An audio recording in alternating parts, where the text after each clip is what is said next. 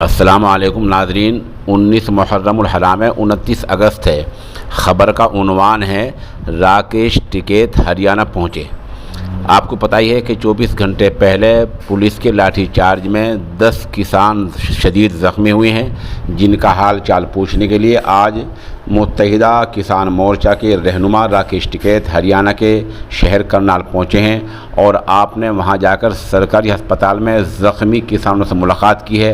Rakesh Tikait बस्तारा toll plaza पर भी पहुंचे हैं और उन्होंने 2 बातें कही हैं। नंबर 1 कि डॉक्टरों ने सही इलाज नहीं किया है। नंबर 2, अगर 24 घंटे में मुनासिब कार्रवाई नहीं होती है तो कल किसान पीर के दिन यहाँ इकट्ठे होंगे और कोई बड़ा फ़ैसला ले लिया जाएगा।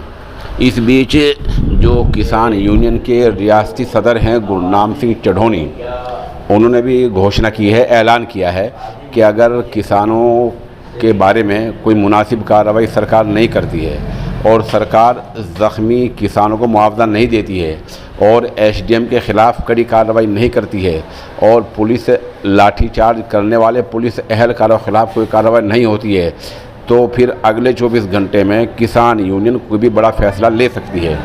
इस बीच हरियाणा के नायब वज़ीर आला दुष्यंत चौटाला ने ऐलान किया है कि जिस एसडीएम ने सर फोड़ने का आदेश दिया था उसके ख़िलाफ़ कार्रवाई होगी, लेकिन क्या कार्रवाई होगी ये नायब वज़ीर आला ने नहीं बताया है।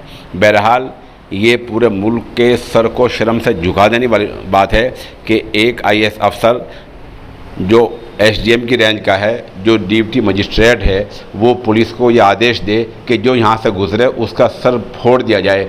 ऐसा पिछले कुछ दिनों में पहली बार सुना गया है और इसका बाकायदा वीडियो वायरल हो रहा है, जिसको वो इनकार भी नहीं कर सकते हैं। अलबत्ता एसडीएम ने बताया गया कि आज ये कहा है कि वो 2 दिन से सोए नहीं थे, उन्हें नहीं पता कि उन्होंने क्या कहा है। ये बेकार की बातें हैं। एसडीएम ने कल और भी बहुत सारे काम किए, सारे काम सही किए हैं, तो क्या वो सब नींद से जागने में सब सही हो गए हैं और यही एक काम गलत हुआ है?